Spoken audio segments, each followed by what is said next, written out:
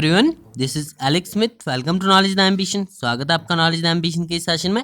यहाँ पर हम कर रहे हैं हिमाचल वंडरलैंड एमसीक्यूज की सीरीज, जिसका ये पार्ट 53 है। तो इससे पहले की वीडियोस अगर आपने नहीं देखी है तो पूरी सीरीज आपकी प्लेलिस्ट जो है बन चुकी है। नॉलेज द एम्बिशन के प्लेलिस्ट सेक्शन में आप जरूर विजिट कीजिएगा, वहाँ पर आपको कंप्लीट जो ये सीरीज है मिल जाएगी, जिसमें हमने 1040 प्लस जो है आपके एमसीक्यूज डिस्कस कर चुके हैं हम पहले ही।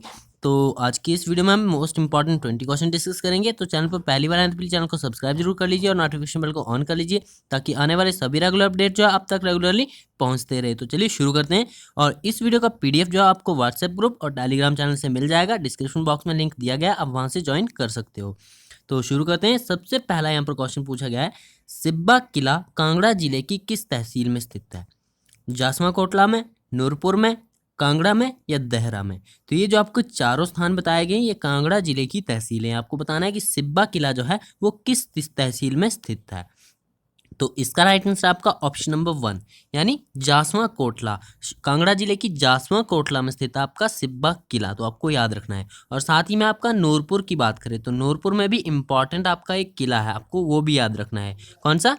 जो नूरपुर तहसील में जो है मानकोट किला। मानकोट किला आपने नाम सुना होगा। मानकोट किला जो है वो आपका नूरपुर तहसील में पड़ता है, कांगड़ा जिले की नूरपुर तहसील में। और जो आपका प्रॉपर कांगड़ा तहसील है, प्रॉपर कांगड़ा तहसील में जो आपका पथियार किला स्थित है, आपको याद रखना है। और देहरा की बात करें तो जो आपका देहरा में पड़ता है, देहरा तहसील में, ये हरिपुर किला काफी इंपॉर्टेंट है, काफी बार एग्जाम में पूछा भी गया, आपको याद रखना है। हरिपुर किला कांगड़ा जिले की तहसील देहरा में स्थित है, जो कि आपका राजा हरिचंद द्वारा बनाया गया था। तो इस प्रकार से क्वेश्चन आपका एग्जाम्स में देखने को मिलता है। तो आपको इन सभी प्लेसेस से रिलेटेड सभी किले याद रखने हैं। इस क्वेश्चन का राइट आंसर आपका ऑप्शन नंबर 1 है। सिब्बा किला कहाँ पर स्थित है? जासवा कोटला में स्थित है। नेक्स्ट आपका क्वेश्चन नंबर 2 पूछा गया है कि गोंदला किला होगा यहाँ पर। गोंदला किला लाहौल स्पीति के केलांग में स्थित है। 1700 ईस्वी में कुल्लू के किस राजा द्वारा ये बनवाया गया था? तो आपको बताना है कि जो आपका गोंदला किला है वो लाहौल स्पीति, यहाँ पर आपको पहले बताया गया है कि गोंदला किला लाहौल स्पीति के केलांग में स्थित है। केलांग तहसील है लाहौल स्पीति की, तो उसमें स्थित है आपका गोंदला किला। और ये 1700 ईस्वी में बनाया गया था। आपको बताना है कि कुल्लू के किस राजा द्वारा जो है इसका निर्माण करवाया गया था? जगत सिंह के द्वारा, मान सिंह के द्वारा, राज सिंह के द्वारा या जय सिंह के द्वारा? तो आपको बताना है, इसका राइट आंसर है आपका ऑप्शन नंबर 2 यानी मान सिंह के द्वारा। आपका जो गोंदला किला है वो लाहौल स्पीति की तहसील केलांग में स्थित है। 1700 ईस्वी में इसका निर्माण किया गया था और कुल्लू के राजा मान सिंह द्वारा ये बनवाया गया था। तो आपको ये याद रखना है। और यहाँ पर ऑप्शन नंबर 1 आप देख रहे हैं जगत सिंह। तो जगत सिंह आपका कुल्लू का राजा नहीं था। जगत सिंह जो था आपका कहाँ का राजा था?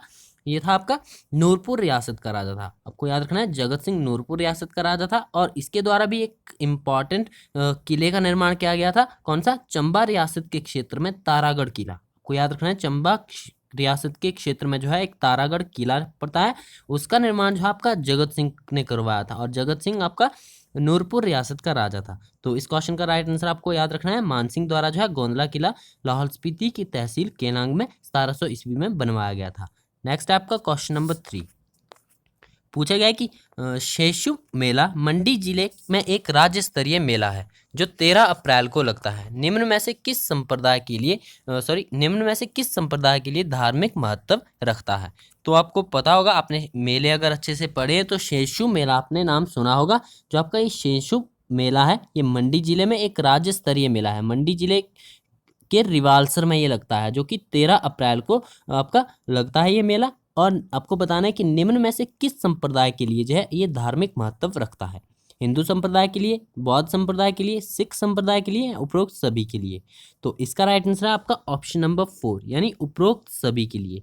एक आपका ये शेषु मेला जो है रिवालसर में लगता है, रिवालसर मंडी में पड़ता है। और ये राज्य स्तरीय मेला है जो 13 अप्रैल को लगता है और हिंदू, बौद्ध और सिखों के लिए जो है ये धार्मिक महत्व रखता है। तो आपको याद रखना है ऑप्शन नंबर 4 इसका राइट आंसर है। नेक्स्ट हम बात करते हैं क्वेश्चन नंबर 4 की। पूछा गया कि फुल्लैच का त्योहार मुख्य रूप से किन्नौर में मनाया जाता है, इसे अन्य किस नाम से जाना जाता है? तो फुल्लैच का त्योहार आपको याद रखना है मुख्य रूप से कहाँ पर मनाया जाता है? आपका किन्नौर जिले में मनाया जाता है और वहाँ पर उसे एक अन्य नाम से भी पुकारा जाता है। तो उसका आपको नाम बताना है, चेरवाल, खोजाला, सायर या उख्यांग? तो इसका राइट आंसर है आपका ऑप्शन नंबर 4 यानी उख्यांग। जो आपका फुल्लैच का त्यौहार है ये किन्नौर में बात करें तो भादों के उत्तरार्ध में, क्वेश्चन इस प्रकार से भी देखने को मिलता है, भादों के उत्तरार्ध में ये मनाया जाता है और ये फूलों का त्यौहार है जो किन्नौर जिले में मनाया जाता है। इसे उख्यांग के नाम से भी जाना जाता है। आपको याद रखना है ऑप्शन नंबर 4 इसका राइट आंसर है। और यहाँ पर जो आपका चेरवाल है, तो चेरवाल की हम बात करते हैं तो चेरवाल जो है आपका ये आग का त्यौहार माना जाता है। आग का त्यौहार चेरवाल भादो मास की पहली तारीख को मनाया जाता है, तो आपको याद रखना है। और चेरवाल को जो है आपका डिफरेंट प्लेसेस पे डिफरेंट नाम से पुकारा जाता है। जैसे कि कुल्लू में इस त्यौहार को जो आपका बंदराजों के नाम से पुकारा जाता है और पशु पूजा के रूप में मनाया जाता है। चंबा की बात करें तो चंबा में इसे पत्रोड़ू भी कहते हैं और ये उत्सव जो है आपका अरबी के पत्ते नामक पकवान बनाया जाता है इस उत्सव में। तो आपको याद रखना है ये चेरवाल अलग अलग प्लेसेस पे जो है अलग अलग नाम से पुकारा जाता है, तो आपको याद रखना है। और यहाँ पर आप बात करें खोजाला की, तो जो आपका ये खोजाला त्यौहार है ये लाहौल स्पीति में जनवरी में दीपावली का त्यौहार है जिसे खोजाला कहा जाता है। ये ऊंचे स्थल पर प्रत्येक व्यक्ति गेफान और ब्रजेश्वरी देवी के नाम पर देवदार की पत्तियां जो है आग में डालता है। तो इस प्रकार से ये प्रथा चलती है लाहौल स्पीति में। तो खोजाला आपका याद रखना है ये लाहौल स्पीति में मनाया जाता है। और सायर हम पहले भी कई बार डिस्कस कर चुके हैं, ये कांगड़ा घाटी का प्रमुख त्यौहार है सायर, और ये औसोज के पहले दिन मनाया जाता है। एग्जाम में आपको डिटेल में पढ़ना है इन चीज़ों को क्योंकि एग्जाम के लिए काफ़ी इंपॉर्टेंट है। एग्जाम में कहीं से भी कोई भी पॉइंट उठा के आपसे पूछ सकता है। तो कांगड़ा घाटी का प्रमुख त्यौहार जो है सायर, ये औसोज के पहले दिन मनाया जाता है, आपको याद रखना है। और गद्दी लोग, मेनली जो बात करें गद्दी लोग, इस त्यौहार को मनाने के बाद निचली घाटियों की ओर प्रस्थान करते हैं। शिमला की पहाड़ियों में नाई गांव के धनी लोगों को शीशा दिखाते हैं। तो क्वेश्चन इस प्रकार से भी आपका हमने पहले डिस्कस किया हुआ था कि किस त्यौहार में, यानी किस त्यौहार में जो है गांव के लोगों को नाई द्वारा शीशा दिखाने की प्रथा है। तो आपको याद रखना है कि सायर त्यौहार में है। तो आपको ये सभी डिटेल्स इसके बारे में भी याद रखनी है। फुल्लैच का त्यौहार आपका किन्नौर में मनाया जाता है और इसे उख्यांग के नाम से भी जाना जाता है। इस क्वेश्चन का राइट आंसर आपका ऑप्शन नंबर 4 है। नेक्स्ट हम बात करते हैं क्वेश्चन नंबर 5 की। पूछा गया कि रक्षाबंधन के त्यौहार को सिरमौर में सोलानू तथा बिलासपुर में क्या कहा जाता है। अब जो आपका रक्षाबंधन का त्यौहार है, अब रक्षाबंधन का त्यौहार जो है श्रावण मास की पूर्णमासी को मनाया जाता है प्रत्येक वर्ष। और शिमला में इसे क्या कहा जाता है, आपका रक्षा पुण्य कहा जाता है। और मंडी और सिरमौर की बात करें, जैसा कि यहाँ पर सिरमौर में बताया गया कि सोलानू कहा जाता है, तो मंडी में भी आपका सोलानू के नाम से भी जाना जाता है रक्षाबंधन को। तो आपको बताना है कि बिलासपुर में इस त्यौहार को किस नाम से जाना जाता है, रखिनुआ, सोलानू, रक्षाबंधन या चैत्रूल। तो इसका राइट आंसर है आपका ऑप्शन नंबर 1 यानी बिलासपुर में इसे जो है रखनुआ के नाम से जाना जाता है। आपको याद रखना है ऑप्शन नंबर 1 इसका राइट आंसर है। और यहाँ पर हम बात करें आपका चैत्रूल की, तो चैत्रूल भी आपका एक त्यौहार है, उत्सव है। चंद्र गणना के अनुसार जो है चैत का महीना यानी वर्ष का पहला महीना होता है और इस दिन लोग जो है उत्सव मनाते हैं। इस दिन ढांक या तुरी जाति के लोग जो है नववर्ष के गीत गाते हुए गांव-गांव जाते हैं। यह त्यौहार चतराली भी कहलाता है, चतराली के नाम से भी जाना जाता है। और सिरमौर में इसे चित्रौल कहते हैं। भरमौर क्षेत्र में इसे मुख्य रूप से ढोलरू कहते हैं। आपने नाम सुना होगा, अगर आप भरमौर क्षेत्र से हो या फिर आप सिरमौर क्षेत्र से हो तो आपने सुना होगा इसे चैत्रूल, और भरमौर क्षेत्र में इसे ढोलरू भी कहा जाता है। तो आपको याद रखना है इन दोनों प्लेसेस पे इसके अलग अलग ये नाम आपको याद रखने हैं। तो नेक्स्ट हम बात करते हैं क्वेश्चन नंबर 6 की। पूछा गया है कि पुरग मेला शिमला जिले के किस क्षेत्र में लगता है। तो पुरग मेला आपका शिमला जिले में लगता है। मेनली आपको बताना है कि किस क्षेत्र में लगता है, तो मशोबरा में, कोटखाई में, रोडू में या इनमें से कोई नहीं।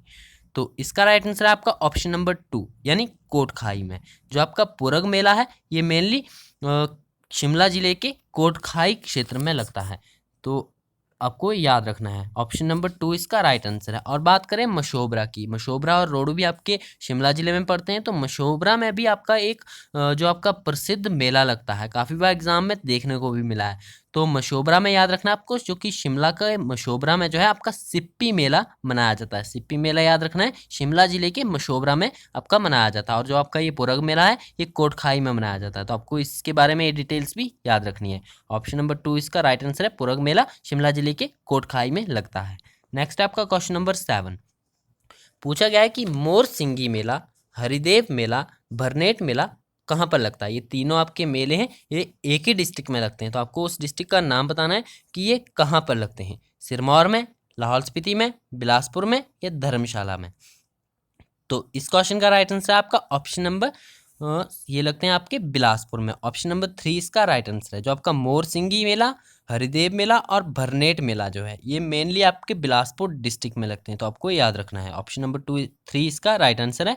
और बात करें आपका लाहौल स्पीति की, तो लाहौल स्पीति में हमने कई बार पहले डिस्कस किया हुआ, आपको रिमाइंड होना चाहिए। जो लोसार का त्यौहार है, नववर्ष का त्यौहार लोसार, ये जो आपका लाहौल स्पीति में आपका लगता है। और जो अभी पहले भी हम पहले क्वेश्चन में डिस्कस कर चुके हैं, जो आपका खोजाला जो है आपका दिवाली का उत्सव, ये भी लाहौल स्पीति में मनाया जाता है।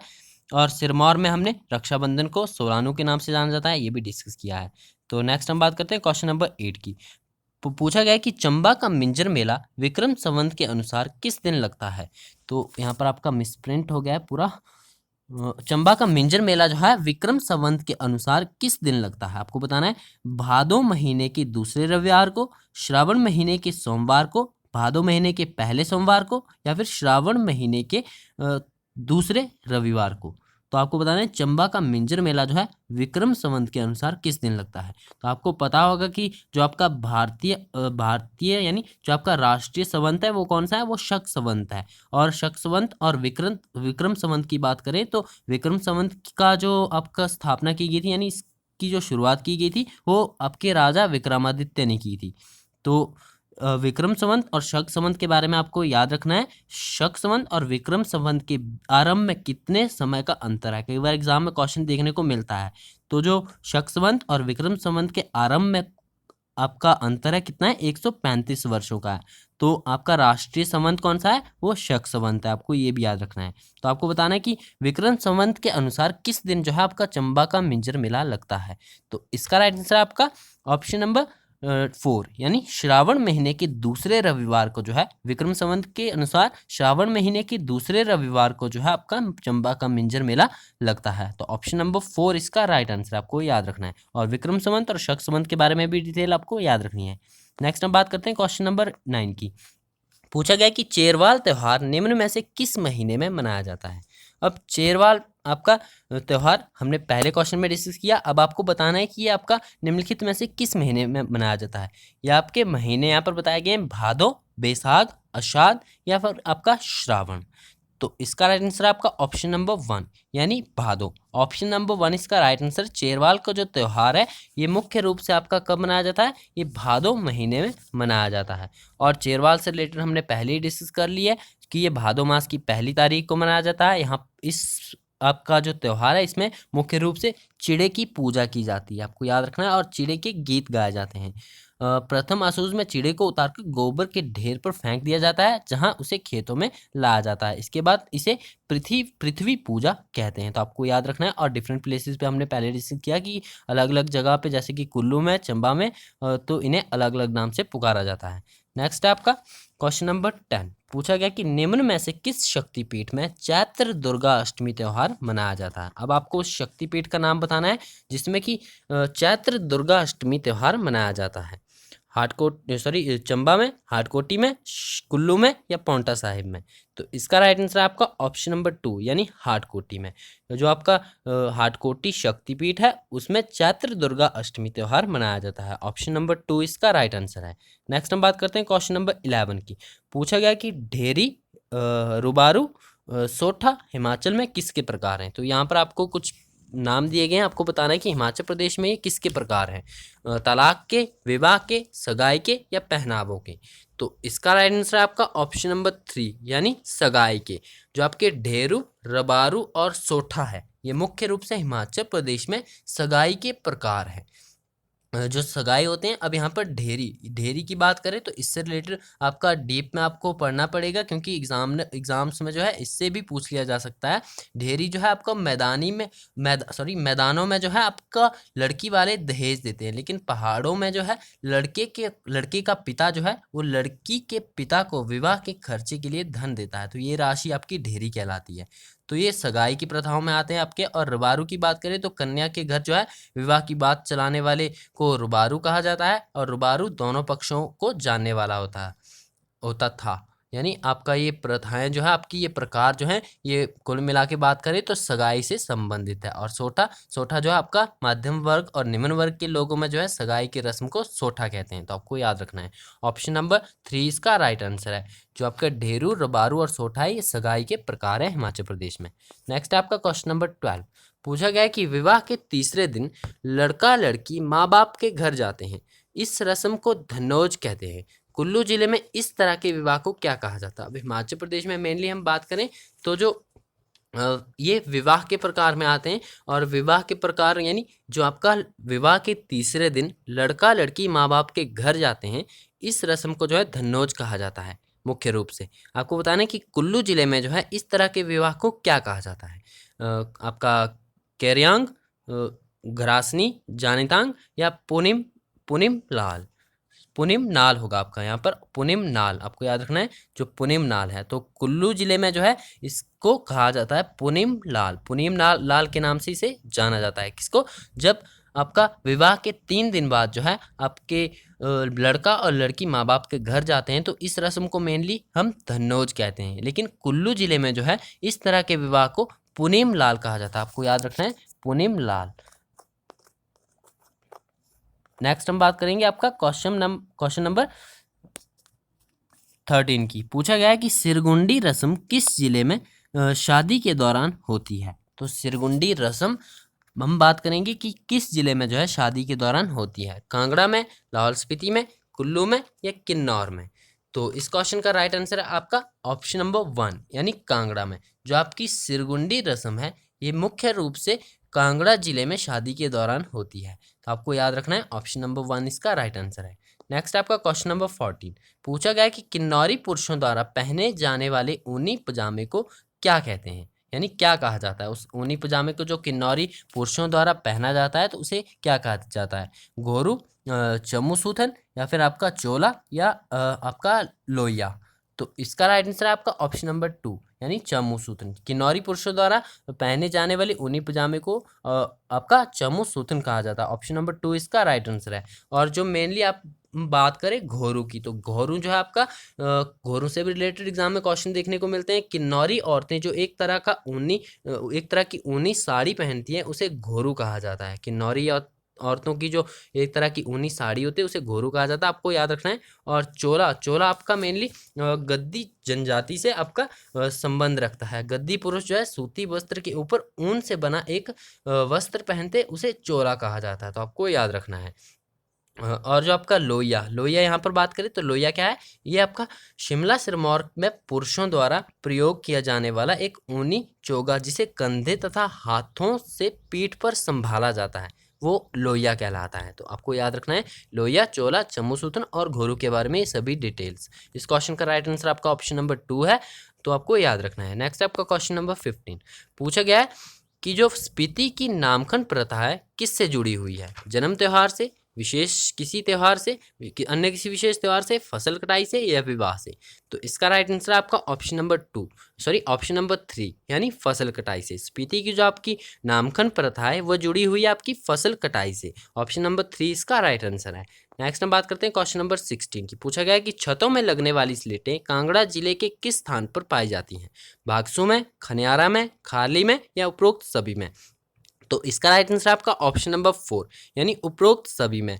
जो छतों में लगने वाली स्लेटें हैं कांगड़ा जिले में मुख्य रूप से पाई जाती है, और कांगड़ा जिले के भागसू, खनियारा और खारली नामक स्थानों पर, इन तीनों स्थानों पर जो है स्लेटें पाई जाती हैं। नेक्स्ट आपका क्वेश्चन नंबर 17। पूछा गया खंपा लोगों में मरने के कितने दिन बाद जो है आपका शिपचू शेरकू रस्म आयोजित की जाती है? 49 दिनों बाद, 13 दिनों बाद, 22 दिनों बाद या 365 दिनों बाद? तो इसका राइट आंसर आपका ऑप्शन नंबर 1 यानी 49 दिनों बाद, 49 डेज आफ्टर जो है आपका ये शिपचू शेरकू रस्म आयोजित की जाती है खंपा लोगों के मरने के बाद। जो आपके खंपा जनजाति के लोग हैं वो मरने के बाद इस रस्म को आयोजित करते हैं 49 दिनों के बाद। नेक्स्ट आपका क्वेश्चन नंबर 18। पूछा गया कि न्यायमूर्ति टेक चंद्र ने किस समुदाय का उसके सेवा भाव, मान मर्यादा और कर्तव्य बोध की अनुभूति के लिए उल्लेख किया है? घीरथ जनजाति के लिए, सूद जनजाति के लिए, तारखान जनजाति के लिए या गद्दी जनजाति के लिए? तो इसका राइट आंसर आपका ऑप्शन नंबर 2 यानी सूद। न्यायमूर्ति टेकचंद ने जो है आपका सूद समुदाय का उसके सेवा भाव, मान मर्यादा और कर्तव्य बोध की अनुभूति के लिए जो है उल्लेख किया है। तो आपको याद रखना है ऑप्शन नंबर 2 इसका राइट आंसर है। इंपॉर्टेंट क्वेश्चन है, एग्जाम में देखने को मिला है कई बार, तो आपको याद रखना है। नेक्स्ट है आपका क्वेश्चन नंबर 19। पूछा गया कि निम्न में से कौन सा समुदाय हिमाचल में अनुसूचित जनजाति से संबंध रखता है। तो हिमाचल प्रदेश में अनुसूचित जनजाति से संबंध रखता है, आपको बताना है निम्नलिखित में से कौन सा समुदाय, सांसी, पासी, लांबा या उपरोक्त सभी। तो इसका राइट आंसर आपका ऑप्शन नंबर 3, जो आपका लांबा समुदाय है हिमाचल प्रदेश में, वो अनुसूचित जनजाति से संबंध रखता है। ऑप्शन नंबर 3 इसका राइट आंसर है। नेक्स्ट आपका क्वेश्चन नंबर 20, ये वीडियो का लास्ट क्वेश्चन है और इसका आंसर आप मुझे कमेंट बॉक्स में जरूर दीजिएगा। आपको इसका आंसर जरूर देना है कमेंट बॉक्स में, क्योंकि हम पहले की वीडियोज में इस क्वेश्चन को डिस्कस कर चुके हैं। पूछा गया है कि क्राइस्ट चर्च 1844 में बनना शुरू हुआ था, इसका डिज़ाइन किसने तैयार किया था। तो प्रीवियस वीडियोज में हम इस क्वेश्चन को डिस्कस कर चुके हैं, तो इसका आंसर आप मुझे कमेंट बॉक्स में ज़रूर बताइएगा। लॉर्ड कर्जन ने, लॉर्ड रिपर ने, जेम्स रानसम ने या जेटी बालू ने। तो इसका आंसर आप मुझे कमेंट बॉक्स में बताइएगा। और लास्ट वीडियो में जो हमने क्वेश्चन डिस्कस किया था, नूरपुर रियासत पर राज करने वाला अंतिम शासक कौन था, तो इसका राइट आंसर था आपका ऑप्शन नंबर 2 यानी वीर सिंह। नूरपुर रियासत पर राज करने वाला अंतिम शासक जो था वो वीर सिंह था। तो ये थे हमारे आज के कुछ इम्पॉर्टेंट क्वेश्चंस जो कि हिमाचल वंडरलैंड एमसीक्यूज से लिए गए थे, हिमाचल वंडरलैंड की बुक से लिए गए थे। तो आई होप आपके लिए बेनिफिशियल होंगे। और अगर आप पूरी सीरीज देखना चाहते हो तो प्लेलिस्ट सेक्शन जरूर विजिट कीजिएगा और डेली बेसिस पर जरूर जुड़िएगा नॉलेज द एम्बिशन के साथ। Thanks for watching, best of luck for your bright future.